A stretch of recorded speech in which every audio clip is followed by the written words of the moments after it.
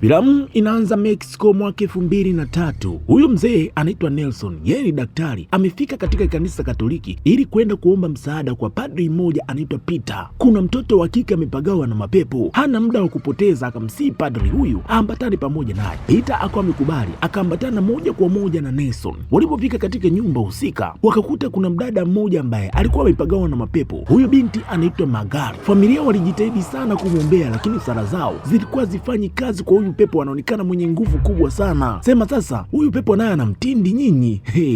Hebu tuachane nayo kwanza, tufocus na kazi. Kwanza akapiga tambo moja hapo kumkaribisha padri. Sura kadhaa zilikuwa zimeonekana kwenye ukuta hapa. Nelson baada ya kumpima huyu mwanamke akamwambia kwamba padri, hatuwezi kuendelea kusubiri zaidi. Kwa nini anasema hivi? Ni kwa sababu wanahitajika kumsubiri padri mwingine ili aje aungane pamoja na Peter wafanye ibada ya kumuondoa pepo huyu mwanamke. Padri ikabidi kumpigia simu Padri Michael. Yeye ni mkuu wa hichi kitengo. Michael akamwambia kwamba inabidi unisubiri tu, hauwezi kufanya hiyo huduma ukiwa peke yako, ni hatari sana, inaweza kukugharimu hata maisha yako. Watu wanashindwa kabisa kumsubiri huyu Michael kwa sababu wanalazimika wasubiri tena siku 2 huko mbele mpaka Michael aje kufika hapa. Na hali ya huyu binti kadiri muda unavyozidi kwenda, pepo anazidi kuumiliki kabisa huu mwili na hali yake inazidi kuwa mbaya mno. Kulingana na Peter, yeye hajawahi kabisa kufanya hii huduma ya kuondoa mapepo. Yaani hii ndio ilikuwa mara yake ya kwanza na alihitaji mtu mzoefu kama Michael. Lakini sasa baada ya kufikiria na kuangalia hali ya huyu mwanamke, akaona kabisa hawezi kuvumilia kumsubiri Michael mpaka hizo siku 2 aje kufika hapa. Jamaa akaamua kupuuza maonyo yote aliyoambiwa na Michael. Yeye akaamua kujiandaa kwa ajili ya kufanya ibada ya kuondoa mapepo kwa huyu mwanamke. Kabla ya yote akawa ameweka kamera yake vizuri kabisa hapo, akaambiwa na familia wengine wote waondoke ndani hapa. Yeye akaanza kurekodi tukio hilo. Sasa alipoanza kuondoa pepo ndani ya mwili wa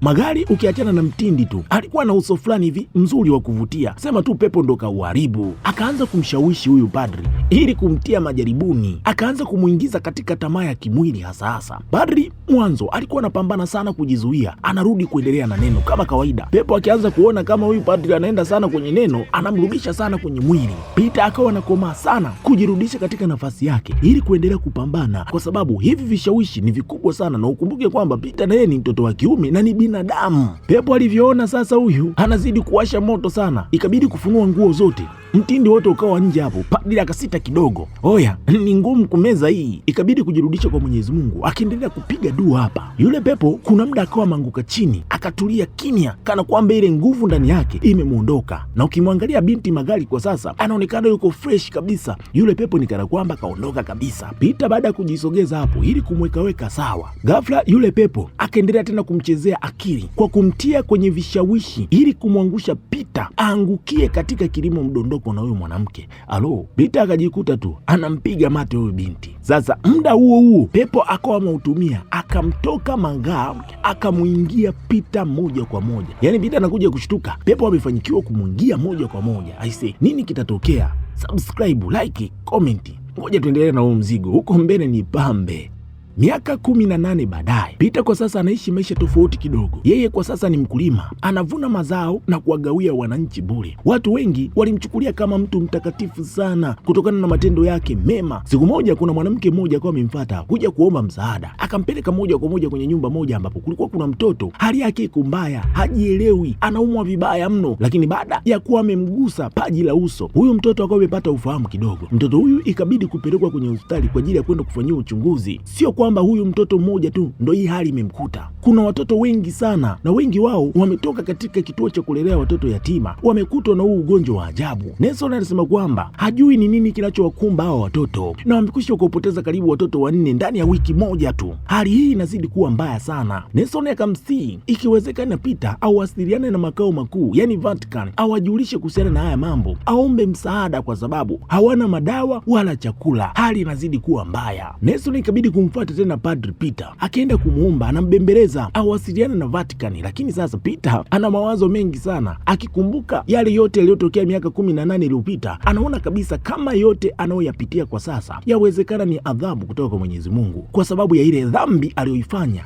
miaka 18 iliyopita. Nelson akajaribu kumfariji, akamwambia kwamba sio kila kosa ni lako, lakini Peter akawa amekataa. Yeye anaendelea kujilaumu tu, na hili jambo liliendelea kumdhoofisha imani yake kadiri siku zilivyozidi kwenda. kwa sababu ni miaka mingi sana hii dhambi imezidi kumtafuna, na jamaa hajaweza kuikubali na kuikiri, akaiondoa kabisa ndani ya moyo wake. Licha ya kwamba alikuwa amekiri dhambi zake, lakini hakuwa ameachilia hayo mambo yote ndani ya moyo wake, bado alikuwa ameyahifadhi. Yani kiukweli ni kwamba alikuwa bado hajakubali ile dhambi na kuikiri kweli kweli kwa Mwenyezi Mungu. Baada ya kuwa amekusanya ujasiri, akaamua kwenda kwa askofu wake, yani ambaye ni mkuu wake yeye, ili aende kule kujisalimisha, aseme ukweli kila alichokipitia miaka 18 iliyopita. Na siku hiyo alikuwa ameenda na ushahidi kabisa, ili aende kumuonesha kwamba alipagawa na pepo badala ya kumsaidia yule binti, lakini yule pepo alitoweka tu kwenye mazingira ya kutatanisha. Sasa baada ya kufika kwa askofu pia akaanza kumsifia huyu bwana, akamwambia kwamba kanisa limepata manufaa makubwa sana kwa kitendo chako cha kuendelea kuwasaidia watu kadiri siku zinavyozidi kwenda. Yawezekana wito wako umeitwa sana kusaidia watu kuliko kuendelea kufanya huduma ya kutoa mapepo. Askofu huyu akawa amemkabidhi kiasi kikubwa sana cha fedha ambacho kimetolewa na Vatican kwa kanisa kwa ajili ya kusaidia watu wasiojiweza. Yani huu ni msaada, ni fedha nyingi sana. Sasa Peter baada ya kuwa amepokea hiki kitu, akaamua kukubali kuchukua msaada huu ambao umetoka moja kwa moja kwa kanisa. Yeye akaamua kuto kuwasilisha kile kilichomleta kwa askofu huyu. Kwa hiyo vitu vyake akaamua kubaki navyo, akachukua vitu ambavyo amepewa na kanisa, akatoka hapo akaendelea na maisha yake kama kawaida. Lakini Peter akaenda kukiri yeye mwenyewe binafsi, bado ndani ya moyo wake anajihisi kuwa na hatia kubwa sana. Kama itagundulika hiyo siri ya miaka 18 iliyopita sio tu kumharibia sifa yeye kama padri, bali inaweza kuharibu sifa ya kanisa zima. Huu ndio wasiwasi ambao unamkereketa daima ndani ya moyo wake upita miaka mingi sana mpaka sasa hizi. Sasa akiwa anakiri mbele ya Mwenyezi Mungu, mara akaanza kusikia kuna sauti nyuma yake, akaanza kuzifuata hizo sauti. Mara akaanza kuona kuna alama hapa, akaanza kuzifuata taratibu, akaja kusikia kama kuna mtu anagugulia hapa, analialia. Akaanza kumuuliza, bwana mkubwa, shida ni nini? Kumbe alikuwa pepo hapo, akamtisha kisha akawa ametoweka. Hii ilikuwa ni njia tu ya pepo kuto kumruhusu Peter akubali dhambi zake na kuzikiri kwa moyo wake wote. Yani kiufupi, shetani alikuwa anahitaji Peter aendelee kujiona mwenye hatia. Siku iliyofuata Peter akapokea simu kutoka gereza moja hapa Mexico, wakamwambia kwamba kuna mwanamke huku amepagawa, anahitaji msaada. Peter akapendekeza simu mpeleke kwa daktari, akasema kwamba hapana, huyu mwanamke amesema kwamba hahitaji daktari, anahitaji mchungaji ama padri. Peter ikabidi kwenda moja kwa moja kwenye hilo gereza. Baada ya kufika hapa, kuna mfungwa mmoja anaitwa Esperanza. Waliomfunga wanasema kwamba ana matatizo ya akili, lakini baada ya Peter kumtazama vizuri akagundua kabisa hapa hakuna cha matatizo ya akili, huyo ana mapepo. Huyo binti akaanza kumfanyia dhihaka Peter. Baada ya kugundua Peter ana hatia ndani ya moyo wake, huyo pepo akaanza kusema, nahitaji unifanyie kama ulichonifanyia miaka 18 iliyopita. Ni kumkumbusha tu Peter matukio ambayo yeye anayakataa ndani ya moyo wake, yani bado hajayakubali. Huyu pepo anamfanyia makusudi. Akasema kwamba tuko watano ndani hapa. Sasa pepo ndani huyu binti anamuita Peter kama baba. Peter ikabidi kumuuliza, wewe ni nani? Pepo akasema kwamba mbona tunafahamiana fadha. Akaanza kuweka madoido, akaanza kucheka, akijua kabisa kagusa kidonda cha mtumishi Peter. Peter akawa ametoka nje kwanza kwenda kupigwa upepo, akaanza kuhisi kabisa yule pepo ambaye alikabiliana naye miaka 18 iliyopita ndio huyu tena karudi. Akiwa hapo ikatokea kelele kali sana kiasi kwamba wote walikuwa wameshindwa hata kusikiliza vizuri, walikuwa wanaumia sana. Baada ya muda kila kitu kilikuwa kimerudi kuwa sawa, wakapata muda wa kuzungumza na Peter. Peter akasema kwamba miaka iliyopita ndio mara ya kwanza alifanya exorcism yake ya kwanza, lakini mambo yalienda mlama, ni hatari sana kuliko mnavyofikiria, na akawa amemwambia kwamba hili jambo linahitaji muda. Wafanyakazi wa gereza wakasisitiza kwamba Peter afanye haraka, hali itazidi kuwa mbaya sana kwa wafungwa wengine eneo hili. Wakati huu Peter anajaribu kuelewa zaidi yule mwanamke ametokea wapi. Kuna mwanamke mmoja alikuwa ametokea hapo, akasema kwamba fanya kwa ajili yangu. Peter baada ya kugeuka akamtambua huyu mwanamke ni Magali, yule wa miaka 18 iliyopita. Akasema kwamba msaidie binti yako. Binti tena, padri mwenyewe akashtuka, ikabidi kuomba maelezo zaidi. Magali akamweleza kwamba huyo ni binti yako, anaitwa Esperanza, ni mtoto wako wa damu, alizaliwa kutokana na dhambi yako ya nyuma miaka 18 iliyopita. Wakati huo Padri Peter alikuwa anapambana kuondoa pepo ndani ya mwili wa Magali. Kilichofanyika Peter hakukumbuka. Kwa mujibu wa simulizi yenyewe iko hivi: Peter siku ile baada ya kwenda kwa Magali kwa ajili ya kumwondoa pepo ndani yake, alishawishika na akaingia katika majaribu. Baada ya kuona kama pepo kamtoka Magali, wakati amempiga kisi huyu binti, pepo akamtoka ndani ya mwili wake akamwingia Peter. Bila akili ya Peter, yule pepo akashiriki kilimo mdondoko na magari. Matokeo yake ndio huyo binti ambaye amezaliwa anaitwa Esperanza. Magari akafichua kwamba alihifadhi siri hiyo kwa miaka mingi sana na alimlea huyo mtoto peke yake, huku akitumaini kwamba aibu hii haitokaa itoke mbele ya watu kamwe. Sasa hapa Peter zigo la mawazo likaongezeka mara mbili. Akiangalia hii picha, huyu mtoto kweli wanafanana naye. Magari akasema kwamba msaidie mtoto, usimwache atezeke. Sasa kwa sababu ya hatia ndani ya moyo wake, Peter akaendelea kujutia, Peter akaendelea kujilaumu. Kila akiwa anafanya ibada, yule pepo alikuwa anaingia kumharibia ibada yake kwa makusudi tu. Peter alikuwa anashindwa hata kulala, yaani kila muda kinawaka. Hali ya watoto waliokuwa wamelazwa ikazidi kuwa mbaya zaidi. Kuna ambao bado afya yao iko njema na kuna wengi ambao tayari wamekwisha kuanza kuugua. Baada ya haya yote, Peter akaamua kurudi kwa askofu kwenda kumuonesha ushahidi juu ya binti Esperanza. Baada ya kuonesha ushahidi huo wa picha, askofu akawa ametoa amri kwamba Peter aende kufanya hiyo ibada ya kuondoa pepo mara moja bila kuchelewesha. Akamwambia kwamba yeye kampa ruhusa na kampa baraka afanye kila kitu, ila yeye atashughulikia ruhusa kutoka Vatican, hivyo asiwe na wasiwasi kabisa kuhusiana na swala la utaratibu. Kesho yake askofu akamtuma Padri Michael kwenda kumsaidia kwa sababu ni kazi ngumu. Baada ya muda mrefu sana hawa watu walikuwa wamekutana. Peter akatumia muda huo kumwambia Padri Michael kwamba ile baada ya miaka 18 iliyopita sikufanikiwa kumuondoa yule pepo ndani ya mwili wa magari. Pepo alifanikiwa kunishinda, aliniingia mimi, lakini baada ya muda yule pepo akawa ameondoka tu. Sasa huyu pepo anaomzungumza hapa ni pepo mmoja anaitwa Balban. Michael akasema kwamba pepo aliondoka tu, ni ngumu. Pepo Balban hawezi kuondoka bila kuchukua nafsi ya mtu, ni ngumu. Yani ni lazima atakuwa na mpango mwingine ovu zaidi, na kama kafanya hivyo, maana yake wewe pia uko kwenye plani zake. Usiku huo Peter akaamua kuichoma ile kaseti ambayo alikuwa amerekodi tukio zima la yeye na magari. Akaamua kuteketeza kabisa na kuendelea kuifanya kuwa siri, kwa sababu watu wengi hawajui kuhusiana na hilo jambo. Akawa amekumbuka lile tukio la pepo kushiriki kilimo mdondoko na magari kwa kutumia mwili wa Peter bila yeye kujua, na baada ya kishindo cha wakoma yule pepo alitoweka tu, yani akaondokaga tu, hajawahi kusumbua mtu yoyote. Upande wa kanisani kuna sister mmoja anaitwa Camila. Alikuwa anaomba mbele ya sanamu la Bikira Maria, lakini ghafla damu ikawa imemwangukia. Sasa kwenye kutazama vizuri, ile sanamu ya Bikira Maria imetoweka, haipo mbele yake. Kisha akaanza kuona kuna damu sakafuni, akaamua kuifuata. Mbele yake akaona kuna mdoli wa mtoto na kuna pepo mmoja akawa amejitokeza hapa, anajilambalamba mdomo, kisha akawa amemgusa bega, akawa ametoweka. Mara moja akawa amemvuta huyu sister na kumuingiza gizani. Upande wa watoto walipokuwa wamelala, wakaanza kusikia kuna sauti za ajabu kama kuna mtu anajaribu kuvunja mlango. Mara kweli mlango ulikuwa umevunjwa mbele yao. Wakamwona Camila ambaye kwa sasa tayari imepagawa na mapepo. Magari akawa amefika hapo kwa ajili ya kumtuliza, lakini yule pepo akawa amemshambulia. Kwa bahati nzuri, Peter pamoja na Michael akawa ameingia hapa. Wakapiga neno la kutosha, yule pepo akawa amekimbia. Kesho yake maandalizi ya ibada kubwa kwa ajili ya kutoa pepo ndani ya gereza yakaanza kufanyika. Pepo mwenyewe kajipanga, yani sio kinyonge, yuko gado na vita. Kwanza akaanza kujiliza mbele ya Peter na mlaumu kwamba haya yote ni sababu yako baba, nitawachoma wote, nitahakikisha nimewaua wote, ni kuingiza chini ya ardhi. Peter akawa amepanic. Michael ikabidi kumtuliza, tulia, hapa unadili na akili ya pepo. Akamwambia pepo kwamba kama wewe kweli ni pepo hatari, hem, tuoneshe makali yako. Pepo anamcheki tu, padri kaja na mbinu gani tena?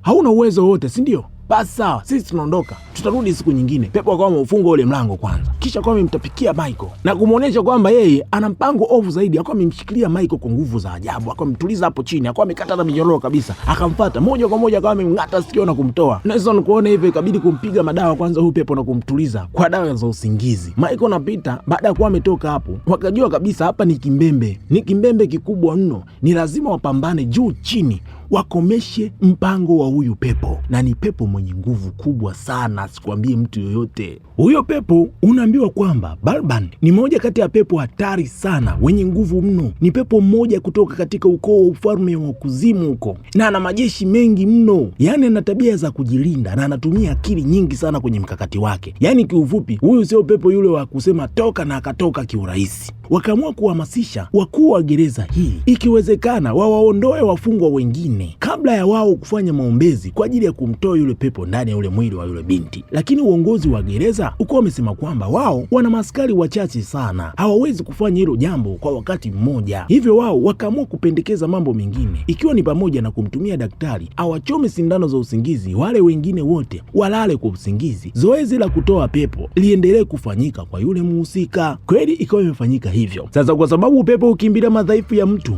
yaliyopo ndani ya moyo, Peter akaamua kwenda kumfuata yule mwanamama Magari na kwenda kukiri kuhusiana na tukio lake la miaka 18 iliyopita, kwamba haikuwa akili yake, ilikuwa ni akili ya Ibilisi ambaye alimuingia. Magari akasema kwamba yeye anashukuru Mungu kwa kila kitu kilichotokea, kwa sababu hawezi kujilaumu wala kulirekebisha lile tukio. Tayari amekwisha kupata kiumbe ambacho tayari ni mtoto wake, na anashukuru Mungu yawezekana bila lile tukio asingempata huyu binti. Kwa mwanamama huyu hakuwa na mawazo wala majonzi ya aina yoyote kuhusiana na tukio ambalo limetokea kwa miaka 18. Hivyo akawa amemsamehe kabisa parti huyu na kubaki na moyo wake mweupe. Hivyo akawa amempa baraka nyingi ili aende kumpambania mtoto wake. Basi akawa ameingia huko kwa ajili ya kwenda kufanya kazi. Barba mwenyewe amejipanga, yani sio kwamba watumishi wa Mungu tu wamejipanga, yeye amekaa kinyonge.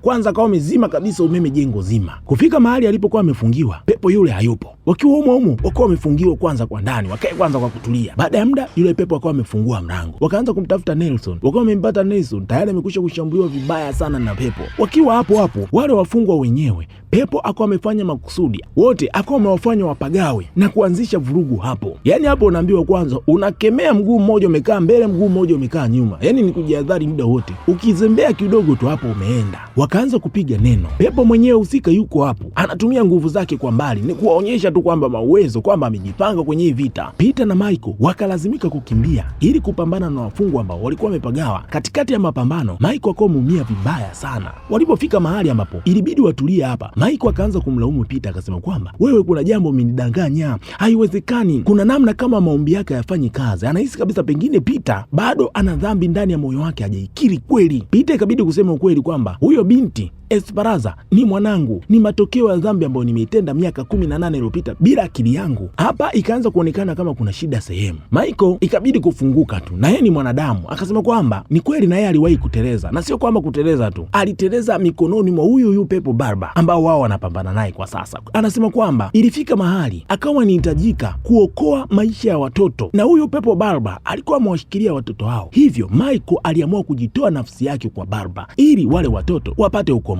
Kwa hiyo Michael alikuwa ameuza nafsi yake kwa Barba ili kuokoa watoto. Baada ya kukiri haya, akawa amemuomba radhi na akamuomba sana msamaha Peter, kwamba yeye ndo yawezekana amemhatarisha maisha yake, ila akawa amemshauri tu kwa sababu alikuwa na hali mbaya sana. Akamshauri Peter kwamba fanya utakayoyafanya, pambana utakavyoweza kupambana, tafadhali usiruhusu kuingia makubaliano na pepo huyu kwa namna ya aina yoyote. Kisha akawa amemwambia Peter aondoke hapo. Yeye akawa amejitoa kama sadaka ili Peter apate muda mwingine wa kujiandaa kwa ajili ya hiyo ibada. Kweli Peter akawa amefanikiwa kuingia katika chumba kingine, akaamua kurekodi video clip akisema kuhusiana na tukio lake la miaka 18 iliyopita, na matokeo ya dhambi ile yalisababisha kupata binti ambaye kwa sasa ndio amepagawa. Peter baada ya kuwa amerekodi video hiyo yote, akawa amemtumia askofu wake ambaye ndo mkuu wake, akijua kabisa ni lazima klipu hiyo iende Vatican, makao makuu. Peter baada ya kusema haya yote, akawa ameachilia vitu vyote vilivyokuwemo ndani ya moyo wake. Kumbuka, ukiwa na jambo ndani ya moyo wako utafuta mtu wa kuzungumza naye, ndo hili sasa. Peter baada ya kutoka hapo, ilionekana wazi kwamba nguvu zake za kiroho zilikuwa zinafanya kazi.